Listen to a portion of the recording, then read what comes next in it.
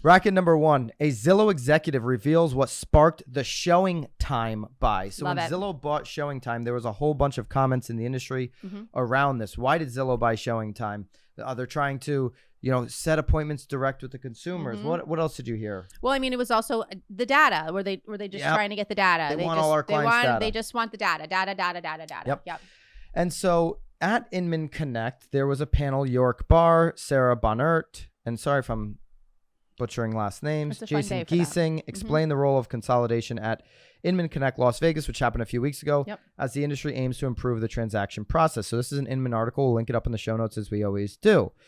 So obviously the last few years has been all this consolidation. There's been these tech mergers and new technology coming to the industry and a lot of M&As, right? And so this Zillow acquisition of ShowingTime was just another M&A, another acquisition. So even with the progress that's already taken place, MoxieWorks CEO York Barr and Zillow VP of Broker Services Sarah Bonner and EXP the Jason Giesing all said the industry has only scratched the surface of what's next and should prepare for further consolidation as everyone claws to create the ultimate seamless end-to-end experience. I also think it's just obvious that you're going to see more consolidation with brokerages, with real estate technology, with prop tech, as they call it, as we go into 2023 and people's margins tighten up.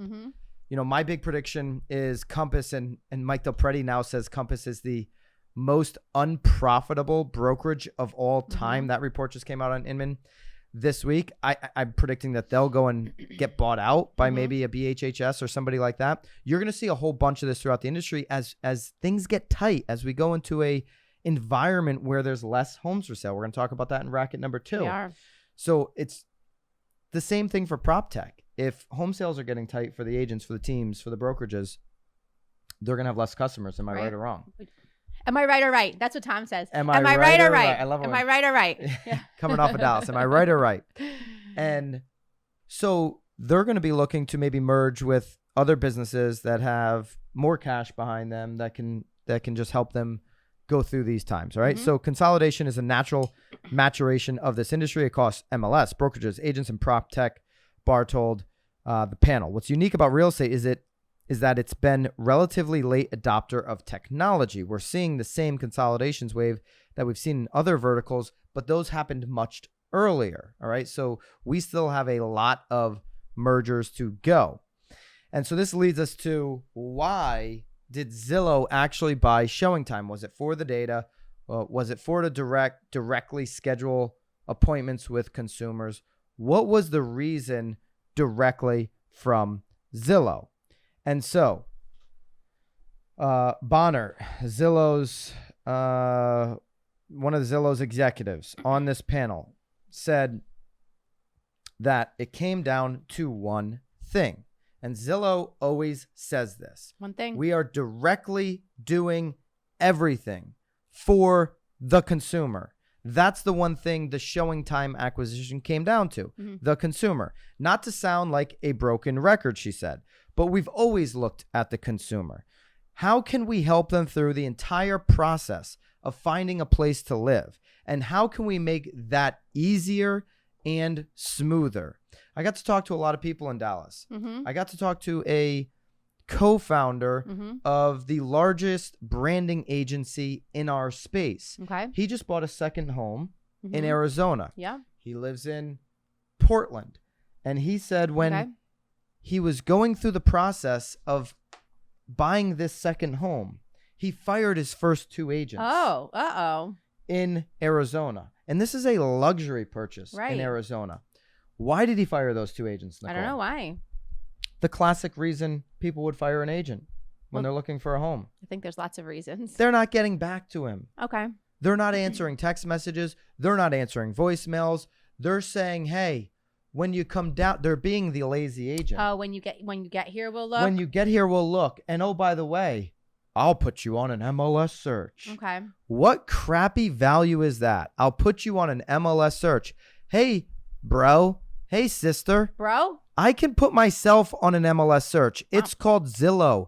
It's called Redfin. It's called Realtor.com. I can set up a search and notifications for myself. Oh yeah, people love the Zillow search. I don't need you, Nicole. I don't need for you either. a MLS search. Yeah.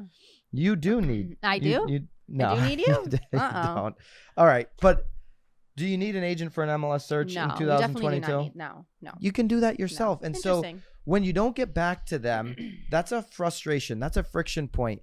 And so it's very clear. Well, for sure, especially in this market when things are going so quickly. I get it. I mean, that agent probably thought it's worthless. Right. It's worthless till you get here. I acknowledge that. Yeah, and I understand probably where their mindset was, but at least just for him to then understand the market so that when he does get down here, he's ready to pull the trigger knowing that things that he did like sold so quickly or for what price. Absolutely. And this is a branding guy. This is a creative. Yeah. You know what I'm saying? He's a marketing guy. Did he throw that out there?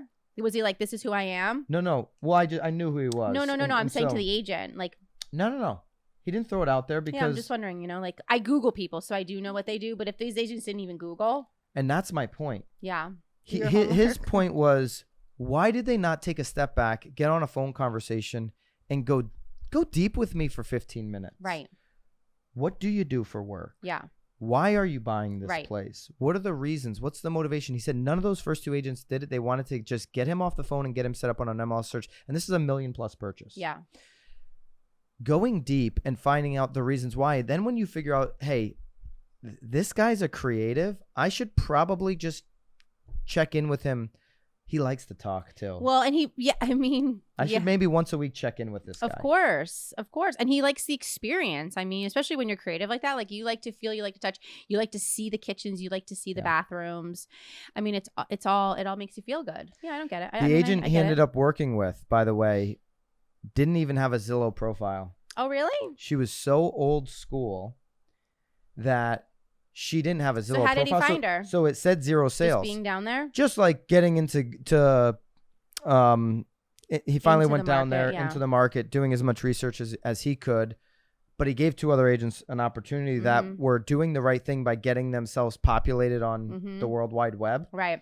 They're probably making like TikTok dances too. But this agent took the time, old school, and come to find out, she absolutely crushes it in that market. Who would have figured? Sure. High white glove service, going and meeting him, taking him around the neighborhoods, and getting him into properties and spending time with him and going deep on his needs actually works. Right. And so while Zillow is, in their own words, buying ShowingTime to directly enable consumers to go through this process more on their own so that they don't have these friction points of agents letting them down, Zillow can never replace what we just talked about in the story we just told. 100%. But Zillow can't replace that high touch service that everybody has the ability to do. Right. Well, it's just honestly, choosing to do it. It's so interesting though, because it almost is making our jobs easier. Because really now all we're doing is having to build a relationship. That's right. I mean, at the end of the day, that's all that we now need to do.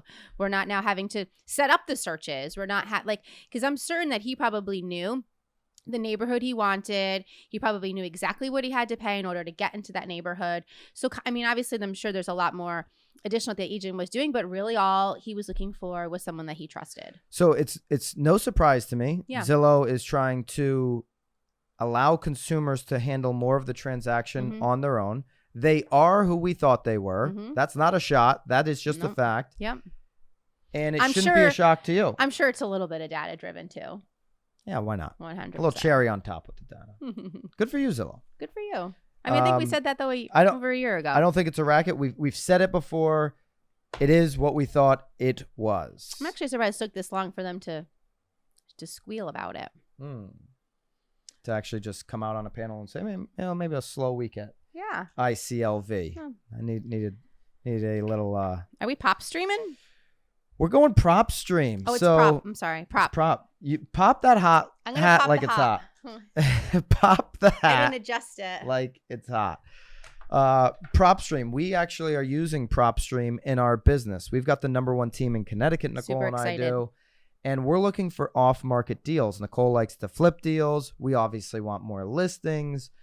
We're being challenged right now to go find more listings in our business. Our business right now is 60-40 buy side to listings. In the comments, what percentage is your business? Are you 50-50? Are you 60-40 like us? Is it more on the buy side? And do you want it to be more on the listing side?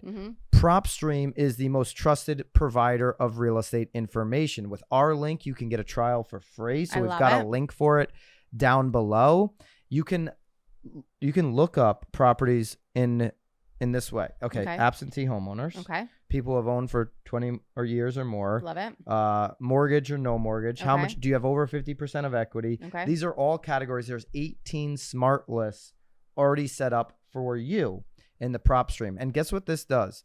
This actually gives you the ability to generate really smart, intelligent leads for you and your business. So you can market to your leads through these lists. There's a whole bunch of different things you can do with PropStream. And by the way, Nicole, I love it. This is like the whole, like, remember we were talking about the equity, the annual equity review. It's a great way to do an annual equity review. What a great way to do an annual equity review, especially when there's so much equity. Show them how much of a baller they are. Side note about the annual equity review. Don't ever say to one of your clients, can I do a CMA for you? Because they don't know what the hell you're talking about. Can I do an annual equity review? Shout out to David Caldwell for talking about that at the Tom Ferry Summit last week. Okay.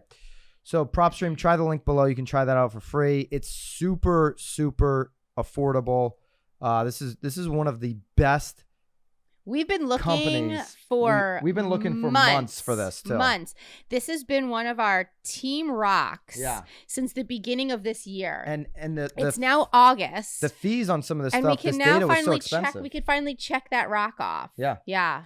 So shout out to PropStream. Try the link below. Encourage all of you guys to at least do the free trial and see if that's going to work as we go into 2023. We're all looking for more leads. Check out that. All right, hey guys, appreciate you checking out this episode of The Real Word. If you want the full episode, go over to the Broke Agent YouTube. That's where we're hosting the full podcast. If you want to continue to see the segments broken out and the short clips, stay right here on The Real Word YouTube.